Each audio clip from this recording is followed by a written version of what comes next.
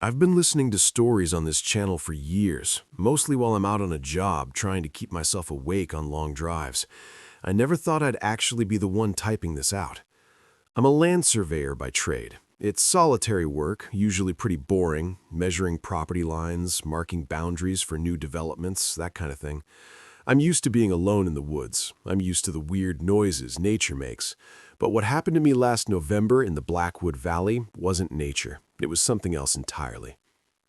It started with an email from a holding company I'd never heard of. They offered triple my usual rate for a rush job on a 400-acre plot of land deep in the Pacific Northwest, near the Canadian border. The brief was simple. Hike in, locate the corner markers of an old logging camp that had been abandoned since the late 70s, and assess the structural integrity of the main lodge. They wanted to sell the timber rights and needed a clean map. I should have known it was too good to be true. The money was desperate money. I arrived at the trailhead around 6 a.m. I say trailhead, but it was really just a rusted gate at the end of a 20-mile gravel fire road. The fog was thick, that heavy, wet gray soup that sticks to your skin and muffles everything. I parked my truck, double-checked my gear, GPS, satellite phone, bear spray, machete, and let my dog, distinctively named Tank, out of the back. Tank is a 90-pound Rottweiler mix. He's fearless, usually. The hike in was grueling. The forest in that part of the state is ancient.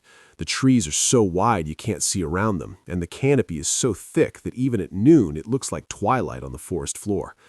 But the first thing that hit me wasn't the dark, it was the silence. If you spend time outdoors, you know the woods are never truly quiet. There's always wind in the leaves, squirrels chattering, birds calling. But Blackwood Valley was dead silent.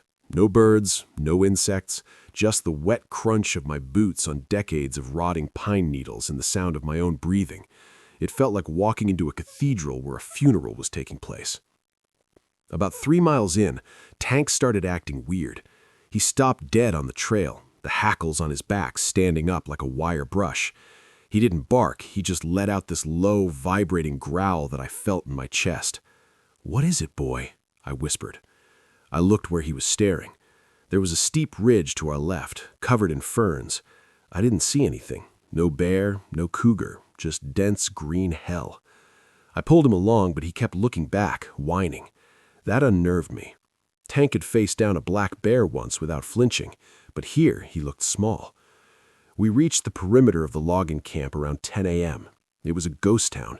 Several collapsed bunkhouses were swallowed by moss, their roofs caved in like broken spines.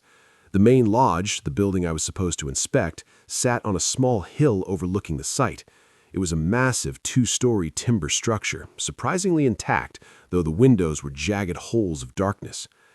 I set up my tripod to start taking the initial coordinates. I was looking through the theodolite, the sighting scope, focusing on the front door of the lodge about 100 yards away. That's when the wind shifted. A smell hit me. It wasn't the smell of pine or wet earth. It was a sickly sweet stench, like meat that had been left out in the sun for a week, mixed with something sharp like ammonia. I gagged, pulling my shirt up over my nose. Tank was practically vibrating against my leg now, pressing his body into mine. I looked back through the scope, zooming in on the lodge's front porch. I needed to verify the elevation. As I adjusted the focus, something caught my eye on the wooden steps. Mud. Not dry, caked mud from the years ago. Fresh, wet, glistening mud. There were footprints. Barefoot footprints. They led up the stairs and disappeared into the open doorway of the lodge. My heart hammered against my ribs. This place was supposed to be untouched for 40 years. The nearest town was a 3-hour drive and a 10-mile hike away. Nobody comes out here. Hikers don't go barefoot. "Hello?" I called out. My voice sounded flat, instantly swallowed by the trees. No answer, just that suffocating silence. I should have turned around right then. I should have taken Tank and hoofed it back to the truck. But I had a job to do, and I had a mortgage to pay. I convinced myself it was maybe a squatter, or some intense, primitive living survivalist guy. I gripped the handle of my machete just to feel the weight of it and started walking towards the lodge. I climbed the porch steps, stepping over the muddy prints. They were large, abnormally wide. I pushed the heavy oak door open. It swung inward with a shriek of rusty hinges that echoed like a scream. The inside was dim, dusty, and smelled even stronger of that rot. I clicked on my heavy-duty flashlight and swept the beam across the room. Old furniture was overturned. There were papers scattered everywhere. I walked to the center of the room, my boots crunching on broken glass. I swept the light towards the massive stone fireplace on the far wall. That's when I froze. On the mantel of the stone fireplace, lined up with disturbing precision, were my survey stakes. Not old stakes, my survey stakes. The bright orange, plastic-flagged markers I had placed at the property boundary 3 miles back less than 2 hours ago. Someone had pulled them up. Someone had run ahead of me through the woods, in silence, without Tank or me hearing a single twig snap. They had beaten me here, and they were waiting. I stood there for what felt like an eternity, my hand hovering over those orange stakes. My brain was trying to work out the logistics, desperate to find a rational explanation. I had placed those markers 3 miles back. To get here before me, a person would have needed to sprint full tilt through dense, tangled undergrowth, over uneven terrain, without making a sound and without me or Tank sensing them. It wasn't just unlikely, it was physically impossible. I touched one of the stakes. The plastic flagging tape was still crisp, clean. No dirt, no scratches. They hadn't been dragged, they had been carried with care. "Is anyone here?" I shouted again. This time my voice cracked a little. From the entryway behind me, Tank let out a sharp bark. Not a warning bark, but that confused, anxious woof dogs do when they're unsure. I spun around, raising the flashlight. Tank was standing in the open doorway, staring out into the gray mist, refusing to come inside. His ears were pinned back against his skull. "Tank, heel," I commanded. He didn't move. He just stared into the fog, trembling. I needed to clear the building. If I was going to work here, I had to know I was alone. I gripped the machete tighter, my knuckles turning white, and moved toward the staircase. The wood groaned under my boots, the sound echoing through the empty shell of the house.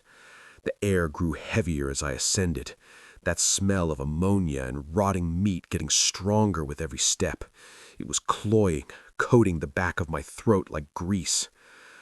The second floor was a long hallway with 4 doors, all closed. The dust here was thick, like a gray carpet, undisturbed for decades. Except for the drag marks. Down the center of the hallway, a wide swath of dust had been wiped away, as if something heavy and wet had been pulled along the floorboards recently. The trail led to the last door on the left. I approached it slowly.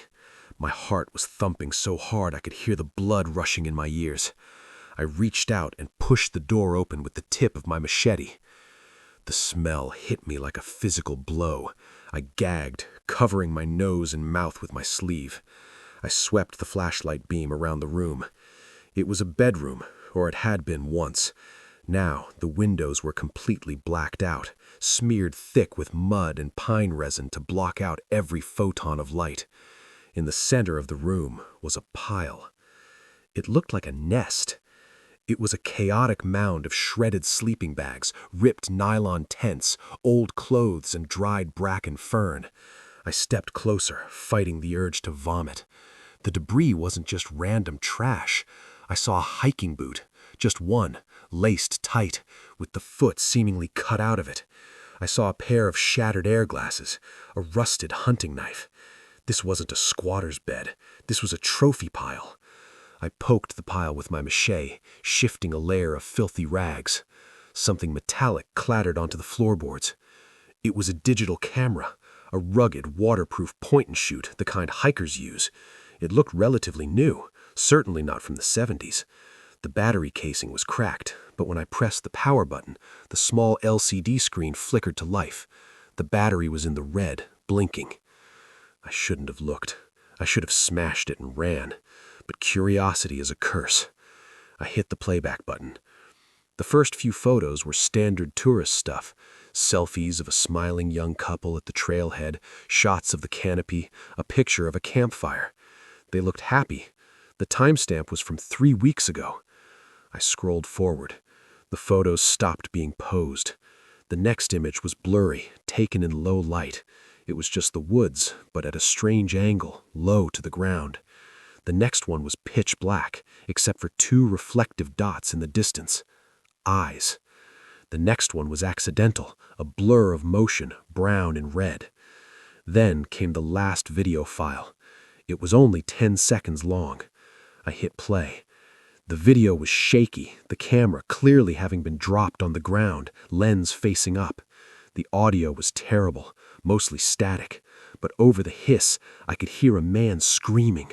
Not screaming in anger, screaming in wet, gurgling agony. And underneath the screaming, there was a sound I'll never forget.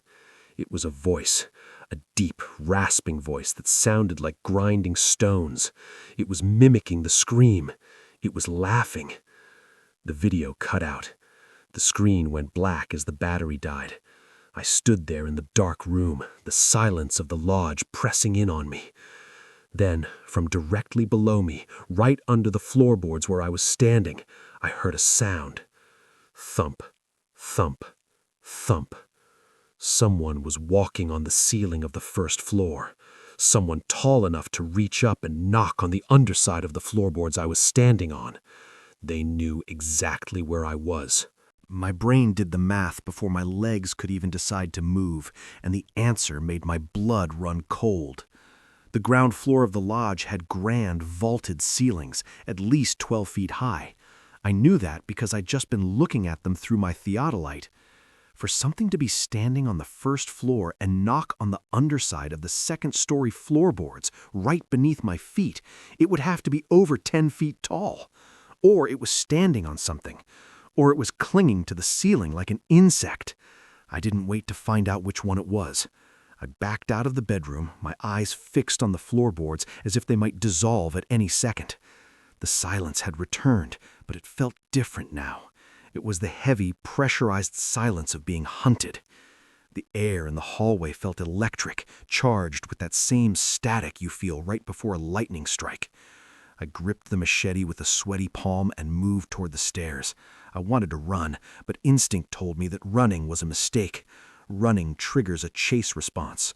Predators love things that run. So I walked.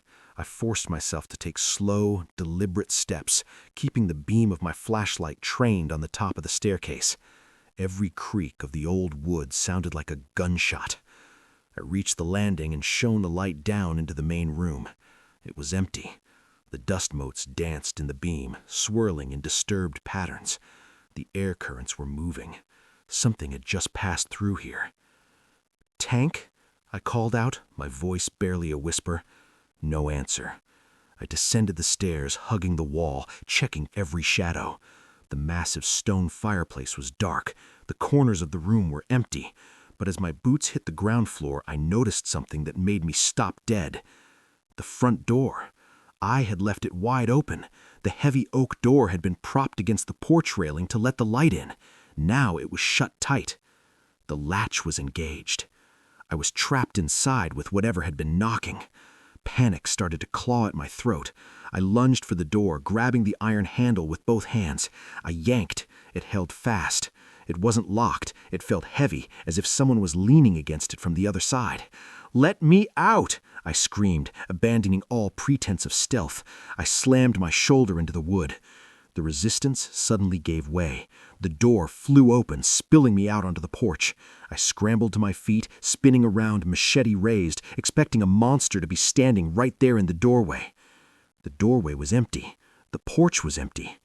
The mist had descended lower, wrapping the lodge in a white shroud. Visibility was down to maybe 30 feet. "Tank?" I yelled, scanning the gray haze. A low whine came from underneath the porch stairs. I jumped the railing, landing in the wet mud, and crouched down to look into the crawl space. Tank was wedged as far back as he could go, pressing himself into the dirt, shivering so violently his teeth were chattering. "Come here, boy. Come on," I pleaded, grabbing his collar. He fought me at first, dead weight, but I managed to drag him out. He wouldn't stand up. He just cowered between my legs, tail tucked, staring back at the lodge. I backed away from the house, retreating toward the tree line, my eyes glued to the structure. I needed to put distance between us in that place. I needed to get back to the truck. We made it about 50 yards into the clearing when I stopped. A sound was drifting from the house, a mechanical, rhythmic clicking. Click, whir, click, whir. I squinted through the fog. The sound was coming from the second floor, from the window of the room I had just been in, the room with the nest. I raised my binoculars, my hands shaking so bad I could barely focus. There was something in the window. It was the camera, the digital camera I had left on the floor. It was resting on the windowsill now, the lens facing out towards me. And behind it was a hand. It was gray, gaunt, and impossibly long. The fingers were multi-jointed, looking more like spider legs than human digits. They were delicately adjusting the camera, tilting it down to point directly at me. Then a face rose up from the darkness of the room to peer over the camera. It was pale, hairless, and slick like wet dough. It didn't have a nose, just two slit-like nostrils. But it was the mouth that froze my heart. It was grinning, a wide, lipless grin that stretched too far across its face, revealing rows of small, needle-sharp teeth. It looked right at me. It knew I was watching. It tapped the lens of the camera with a long gray fingernail. Tap, tap. Then it raised one of those long fingers to its lips in a shushing motion. And then the impossible happened. The front door of the lodge, the directly below the window, slammed shut again. I wasn't looking at the door, but the sound made me jump. When I looked back up at the window, the creature was gone. The camera was gone. But now I could hear footsteps. Heavy, wet footsteps. They weren't coming from the house. They were coming from the trees behind me. I spun on my heel, swinging the beam of the flashlight into the tree line, my other hand tightening around the machete's grip until my knuckles popped. "Who's there?" I shouted. The aggression in my voice was fake, a thin veneer over absolute terror. "I'm armed!" The footsteps stopped instantly. There was no rustle of brush, no snapping twigs, just immediate, unnatural stillness. The mist swirled in the beam of my light, illuminating nothing but the gnarled trunks of ancient hemlocks and the wall of ferns. I stood there for a solid minute, heart hammering against my ribs like a trapped bird. My brain was trying to rationalize the geometry of the situation. The creature, the thing, had been in the second-story window 5 seconds ago. It couldn't have gotten behind me that fast. It was physically impossible, unless there were 2 of them. That thought made my stomach drop. Pack hunters. "Tank, let's go," I hissed. I didn't wait for him. I grabbed his collar and hauled him backward, keeping my eyes fixed on the tree line where the footsteps had come from. We retreated sideways, moving away from the lodge and the trees, aiming for the overgrown logging road that led back to my truck. We moved fast, stumbling over roots and slick rocks. I checked my GPS. The screen was flickering, the arrow spinning lazily in circles. Electronic interference or just bad reception in the valley? I didn't care. I knew the general direction. South. Just go south. We had been walking for maybe 15 minutes when I smelled it again. That cloying, sweet rot. It wasn't coming from behind us this time. It was coming from a dense patch of rhododendrons to my right. Tank let out a sharp whine and tried to bolt in the opposite direction. I wrapped the leash around my wrist and dragged him toward the brush. I needed to know. If I was being stalked, I needed to know what I was dealing with. I used the machete to hack away the thick leaves. The metal clanged against something hard and hollow. I pushed the branches aside. Hidden deep in the thicket, completely draped in moss and deliberately placed branches, was a vehicle. It was a silver Toyota 4Runner. It looked like the one from the photos on the camera. I wiped the condensation and grime off the driver's side window and shone my light inside. The interior was a disaster zone. The upholstery was shredded, the dashboard was slashed, but it was the back seat that made me recoil. It was filled to the roof with shoes. Hundreds of them. Hiking boots, sneakers, sandals, even a few children's rain boots. They were piled high, pressing against the glass. Some were old and covered in mildew, others looked brand new. This wasn't just a kill site, it was a collection, a trophy case. I stumbled back, my mind reeling. The sheer number of shoes. This had been going on for years, decades. The dead patch wasn't just local superstition about bad soil. It was a graveyard. I turned to run, to get as far away from that car as possible, when I saw something on the hood of the vehicle. It had been placed there recently. The metal was still wet where the moss had been brushed away. It was my survey tripod, the one I had left at the first marker, miles away. The legs had been snapped in half, twisted into a grotesque shape that looked vaguely like a stick figure of a man. And resting on top of the tripod, staring blindly into the forest, was a pair of sunglasses. My sunglasses. I patted my chest pocket. Empty. I had been wearing them when I entered the valley. I must have dropped them when I was hiking in. The realization hit me with the force of a physical blow. It hadn't just beaten me to the lodge. It had been following me since the moment I stepped out of my truck. It had been watching me set up. It had picked up my dropped glasses. It had been toying with me for hours. Then, from the interior of the locked SUV, I heard a sound. Click. Whir. Click. It was the sound of a power lock trying to engage. I looked back at the driver's seat. In the pile of shredded upholstery, something shifted. A dark shape that had been blending in with the shadows of the car began to unfold. It wasn't empty. The thing was inside the car. A pale hand slapped against the window from the inside, 5 long fingers splaying out against the glass, right in front of my face. I didn't scream. I didn't think. I turned and ran. I didn't look back. I didn't care about the uneven terrain or the stinging nettles whipping my face. I just ran. My boots slammed into the soft earth, throwing up clods of mud and pine needles. Beside me, Tank was a black blur, his leash pulling taut and nearly jerking my arm out of its socket every time he zigzagged around a tree. The forest, which had been so unnervingly silent before, was now a cacophony of violence. Branches snapped, ferns were crushed, but the sounds weren't coming from behind me. They were coming from above me. I risked a glance upward as I vaulted over a rotting log. The canopy was shaking. High up in the ancient hemlocks, 70, maybe 80 feet off the ground, something was moving. It was swinging from limb to limb with a fluid, horrifying speed, keeping pace with my desperate sprint effortlessly. It was like watching a spider move across a ceiling, only this spider was the size of a man. Crack! A heavy branch, thick as my thigh, plummeted from the darkness above and smashed into the ground 5 feet in front of me.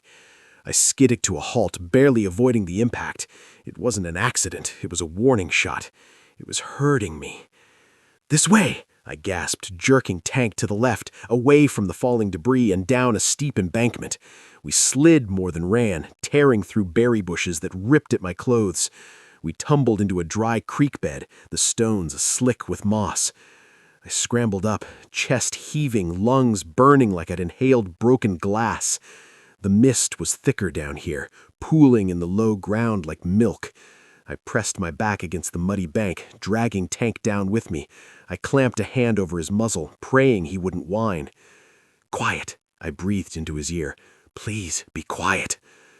For a moment, there was silence. The crashing in the trees stopped. The forest held its breath. Then the voice came. It drifted down from the ridge we had just descended. It wasn't the grinding, gravelly voice from the video. It was clear. It was human. "Hello? Is anyone here?" My blood turned to ice. It was my voice. It wasn't a recording. The cadence was slightly off, the pitch a little too high, like a parrot learning a new phrase. But the timbre was unmistakably mine. It was the exact phrase I had shouted at the lodge less than an hour ago. "Tank, heel!" Tank stiffened under my hand, a low growl vibrating in his throat. I squeezed his muzzle harder, tears stinging my eyes. "Let me out!" the voice screamed now, mimicking the panic I had felt when the door stuck. It repeated it over and over, faster and faster, until the words blurred together into a manic, chattering loop. "Let me out! Let me out! Let me out!" The sound was moving. It was pacing back and forth along the ridgeline above us. It was hunting by sound, trying to provoke a reaction, trying to get the dog to bark. I looked at my GPS. The screen was dead. Not flickering, dead. The batteries had drained completely in the last 20 minutes. I checked my satellite phone. No signal. We were in a dead zone, a geographic bowl that blocked everything out. The chattering on the ridge stopped abruptly. I heard a heavy, wet thump land in the creek bed about 50 yards upstream. It had dropped down. I slowly released Tank's muzzle, gripping the machete with both hands. The fog was too thick to see more than 20 feet. I strained my ears, listening for footsteps, for breathing, for anything. Splash! A single footstep in a puddle. Slow, deliberate. Splash! It was coming closer. I looked around frantically for a place to hide, but the creek bed was exposed. Our only cover was the fog itself. I knew we couldn't outrun it in a straight line. It was too fast in the trees. We had to go where it couldn't follow easily. I spotted a dense cluster of fallen timber about 30 feet away, a massive root ball from a toppled cedar that had created a small cavern. It was tight, dark, and covered in mud, but it was cover. I signaled Tank. We belly-crawled across the stones, moving inch by agonizing inch. Splash! Splash! The footsteps were picking up the pace. It sensed movement. We reached the root ball and squeezed inside the cavity just as a tall, pale shape materialized out of the fog. I pressed my face into the dirt, holding my breath until my chest ached. Through a gap in the roots, I could see its legs. They were impossibly long, the skin gray and hairless, covered in scratches and smears of black pine resin. It wasn't wearing shoes. Its feet were flat and wide, the toes splayed out like hands gripping the wet stones. It stopped right in front of our hiding spot. It stood there, motionless, for a long time. Then the knees bent backwards like a bird's legs, and it crouched down. A long, pale hand reached out and trailed its fingers through the water, stirring the mud. "Come here, boy," it whispered. It was using my voice to call my dog. I clamped my hand over Tank's snout so hard I felt his teeth against my palm.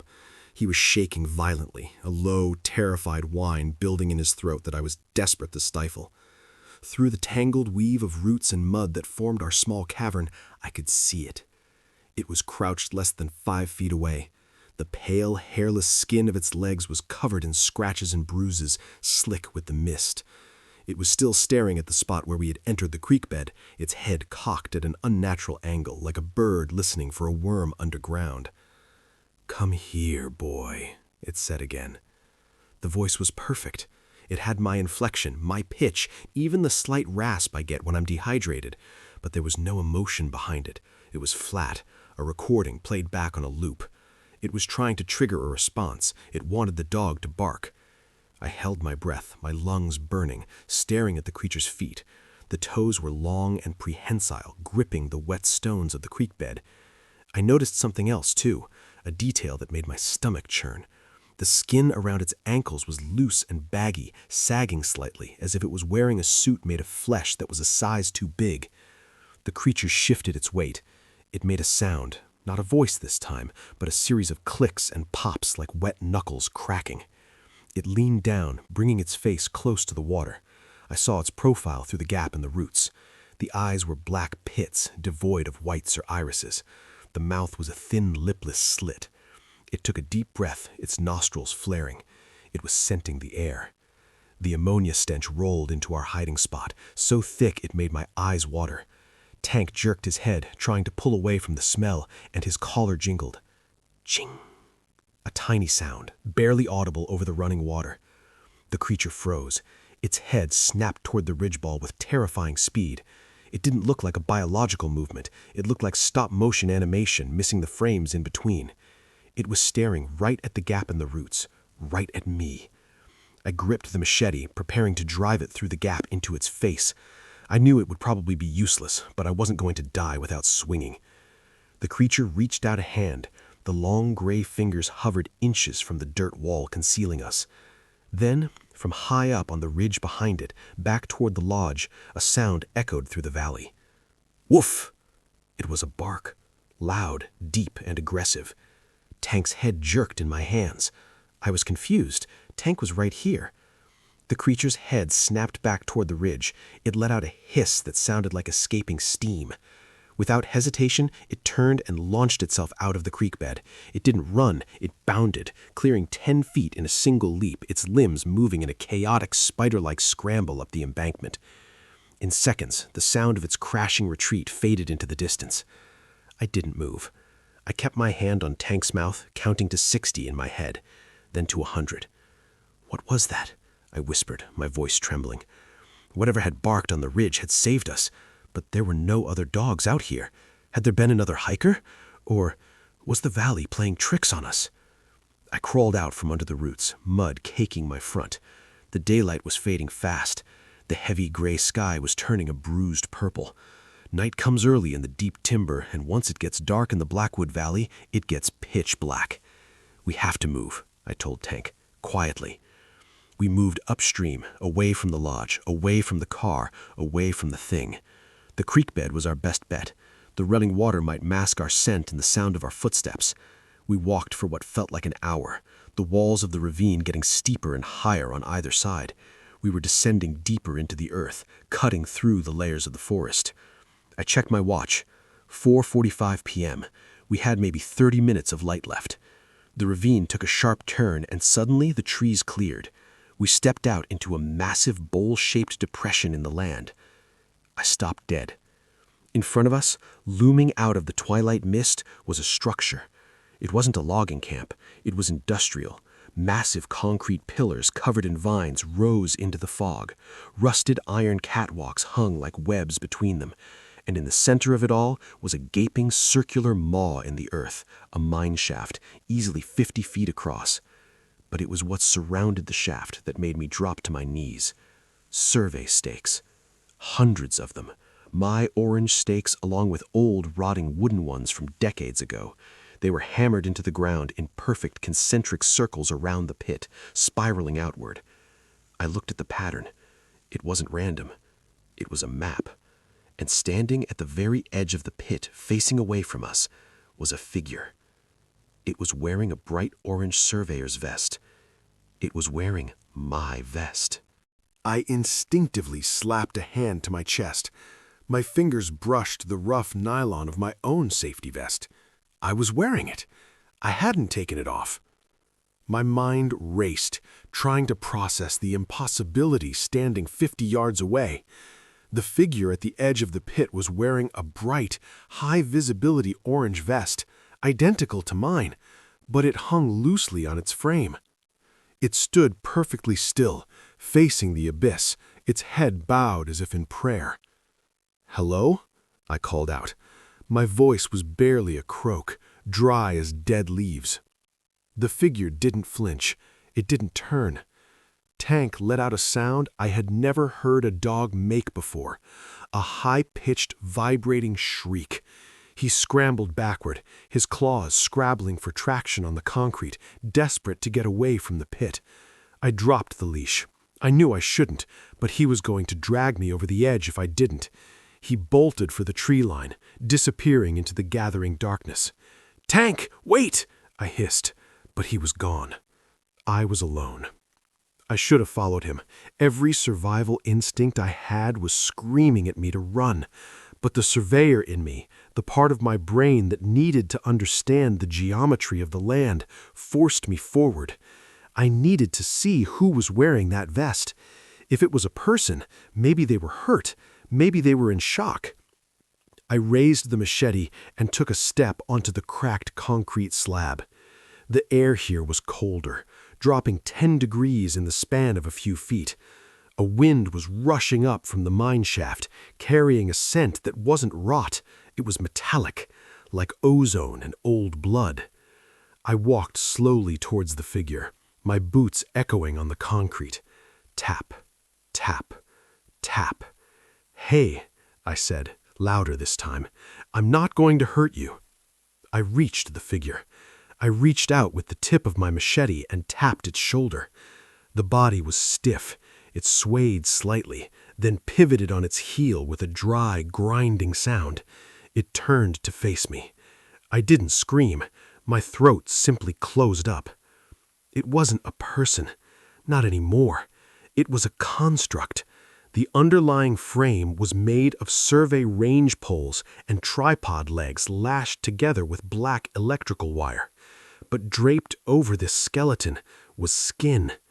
It was the skin of the man from the camera, the smiling hiker. His face had been carefully peeled away and stretched over a white plastic hard hat. His torso, the skin of his chest and back, had been cured like leather and sewn into the shape of a tunic.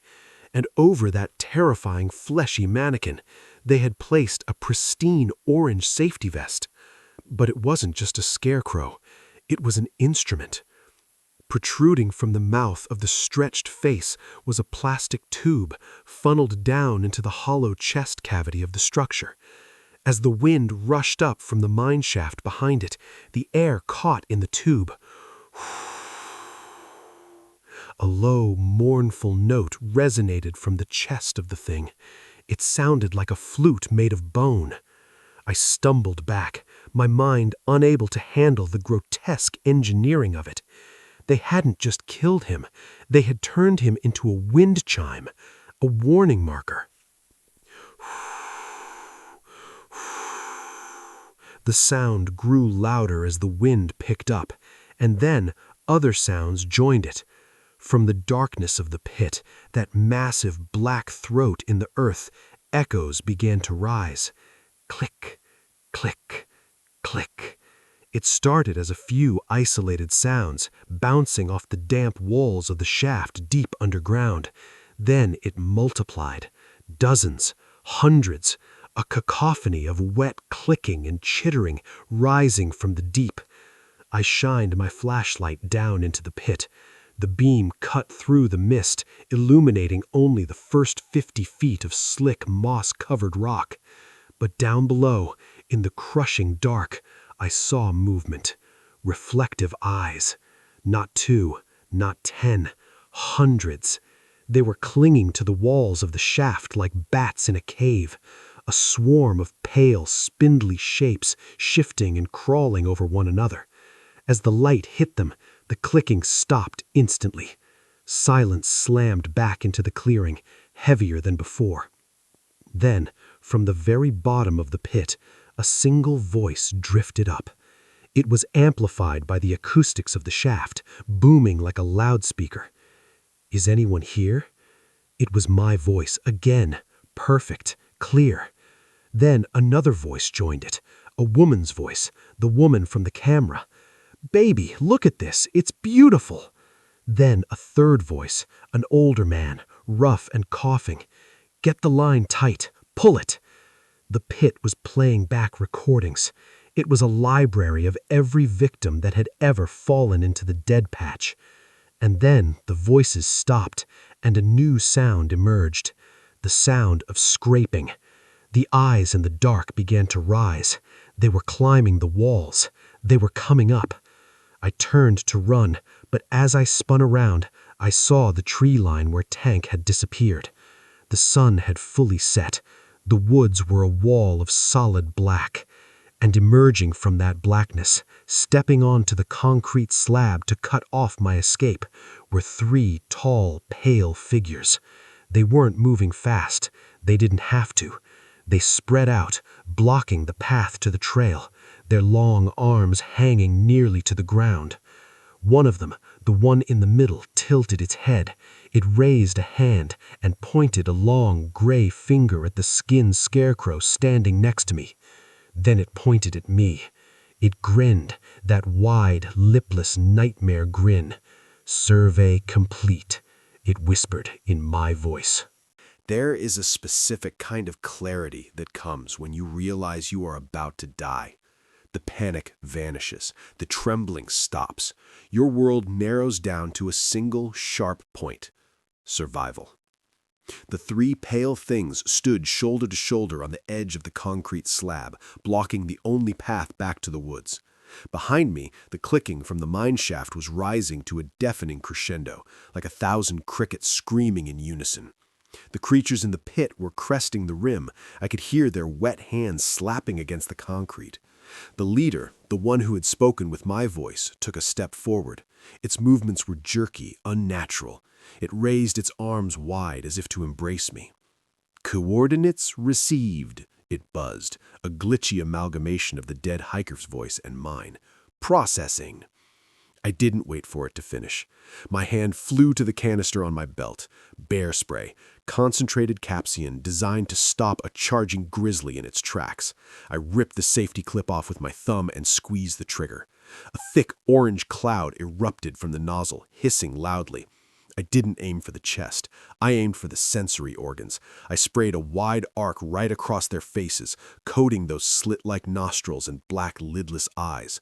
The reaction was immediate and horrific. The leader didn't roar, it shrieked. It was a sound like tearing metal, high-pitched and mechanical. It clawed at its face, its long fingers digging into its own doughy skin, ripping away chunks of flesh in a frenzy of pain. The other two stumbled back, crashing into each other, hacking and coughing in a perfect imitation of a human choking to death. "Help! Help me! I can't breathe!" one of them screamed in a woman's voice. I didn't hesitate. I dropped the canister and sprinted. I lowered my shoulder and barreled past the flailing creatures. I felt a hard, cold impact as I collided with one of their limbs.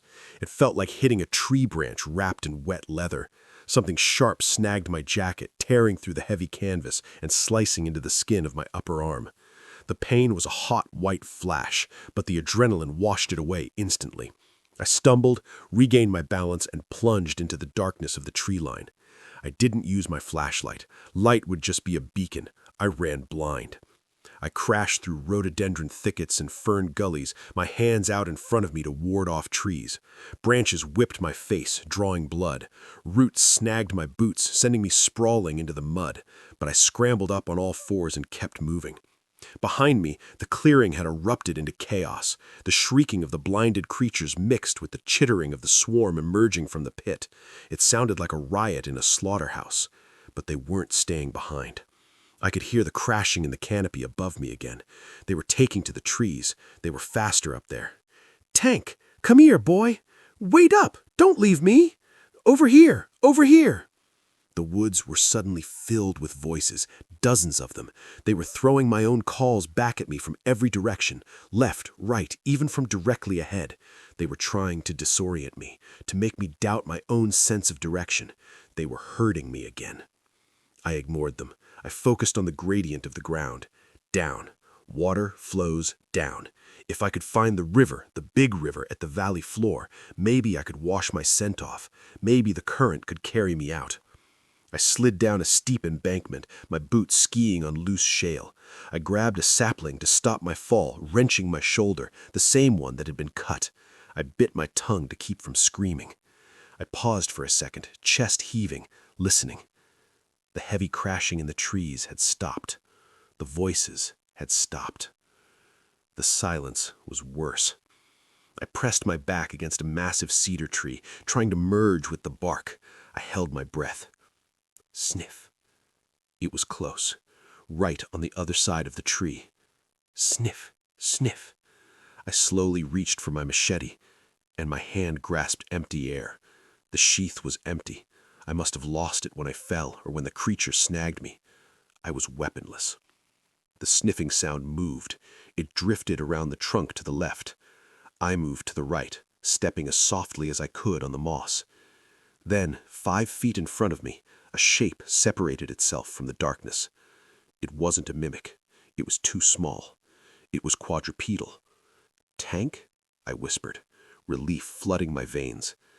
The shape turned. It was a coyote. Or, it looked like a coyote, but it was standing on its hind legs. Its front paws were hanging limply in front of its chest.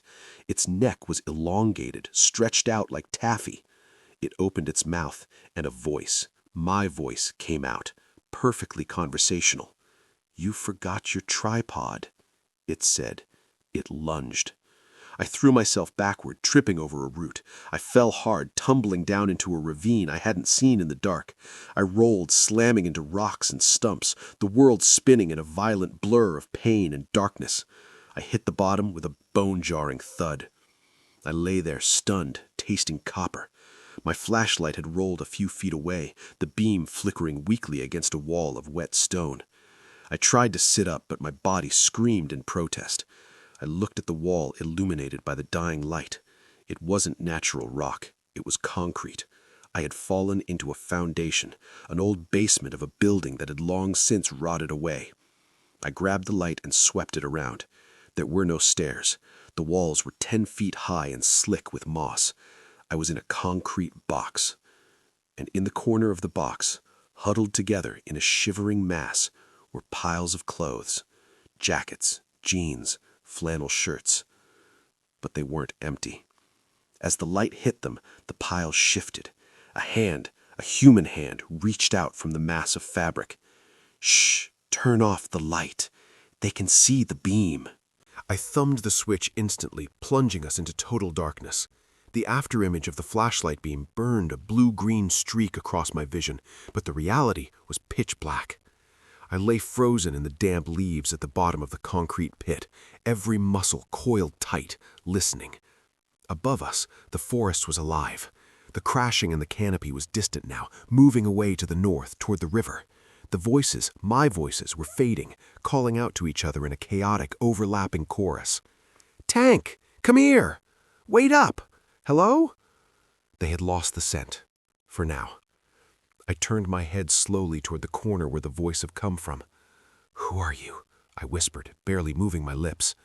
There was a rustle of fabric, a match flared to life, the sudden burst of yellow light stinging my eyes. The flame illuminated a face, gaunt, bearded, eyes sunken and wide with terror. He was huddled in a corner, wrapped in layers of filthy, torn clothing that clearly didn't belong to him.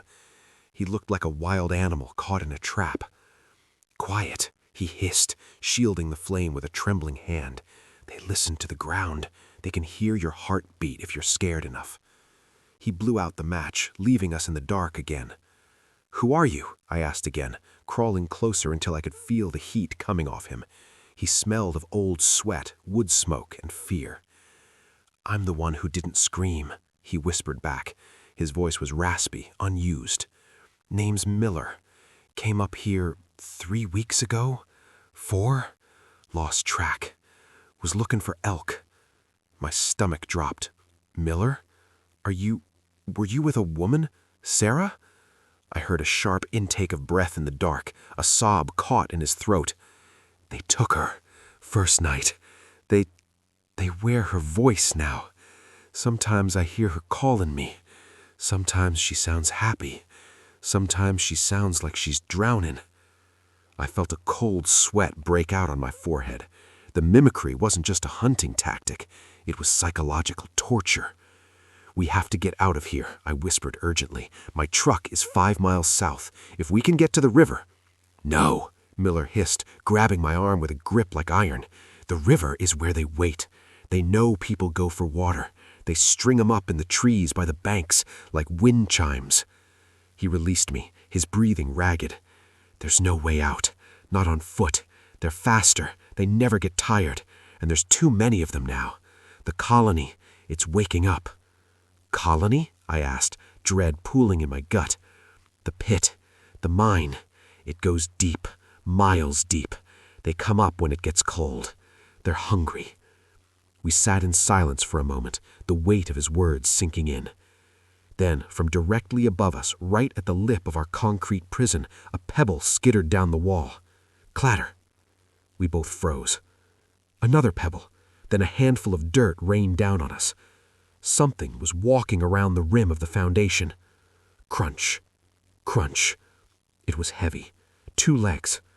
Shh, Miller breathed, pressing himself flat against the wet wall. I did the same, pulling my knees to my chest, making myself as small as possible. A beam of light cut through the darkness above, a flashlight beam. It swept back and forth across the opening, catching the ferns and the rotting floor joists that hung over the pit. "Hello?" a voice called out. "Is anyone down there?" It was a man's voice, deep, authoritative. "Search and rescue! We saw a flare. Call out if you can hear me."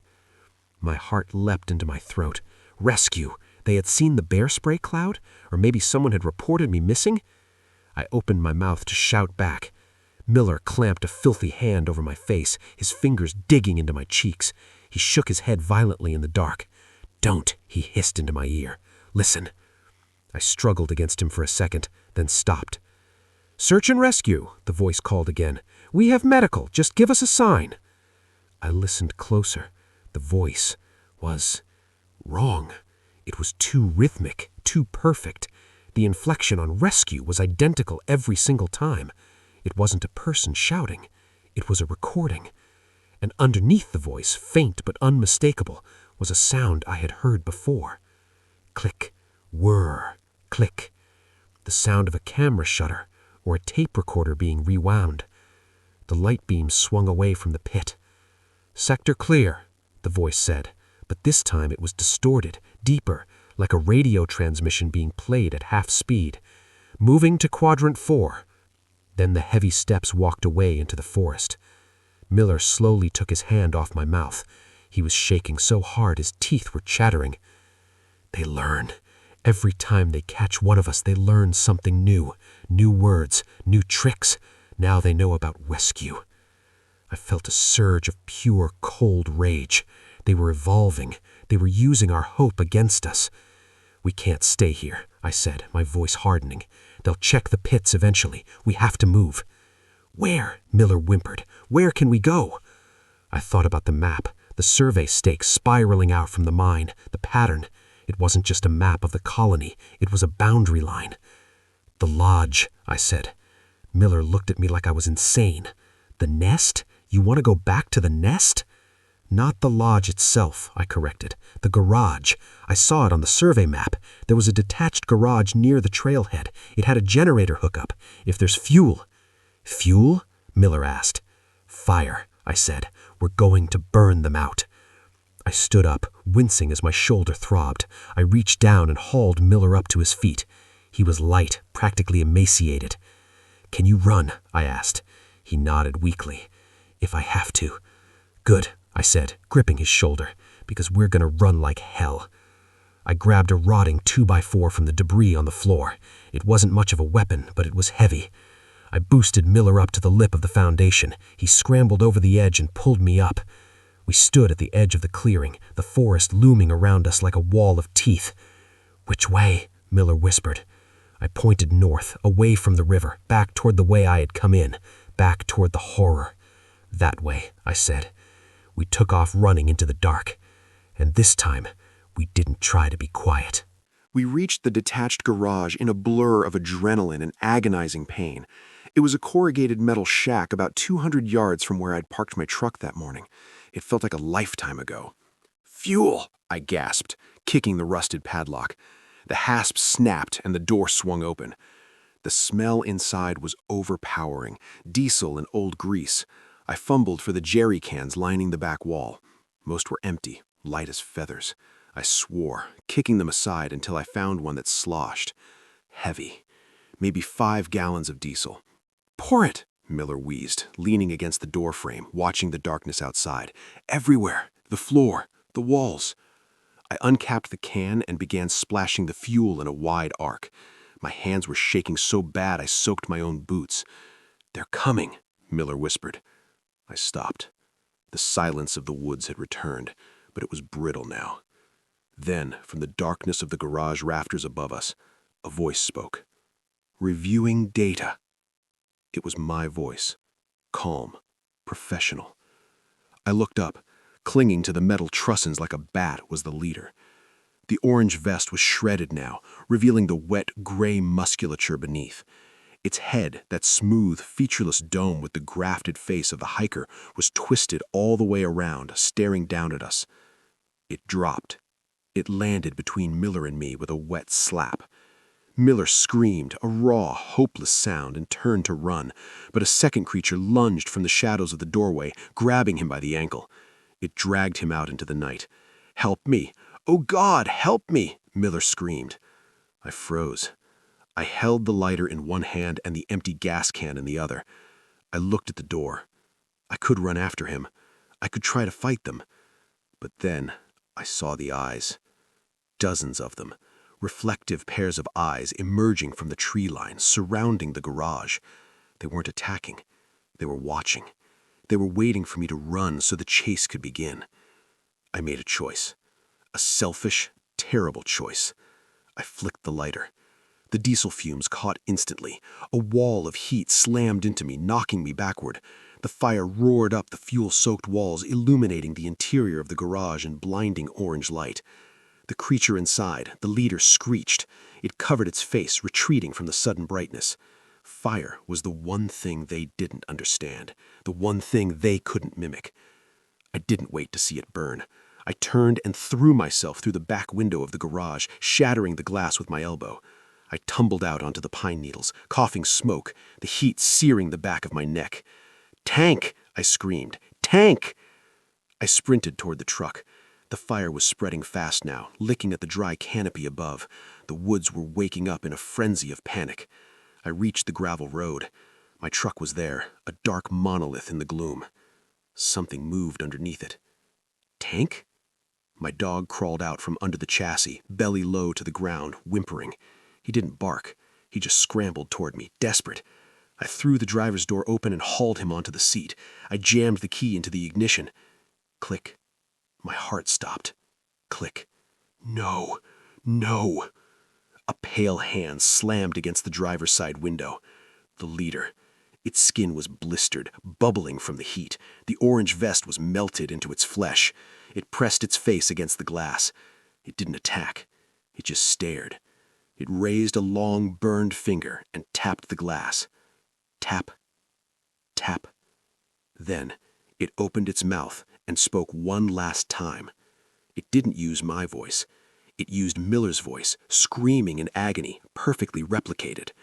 "Help me," it mocked. The engine roared into life.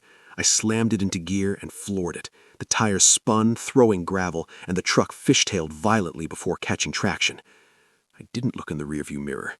I didn't look at the burning garage. I didn't look for Miller. I drove.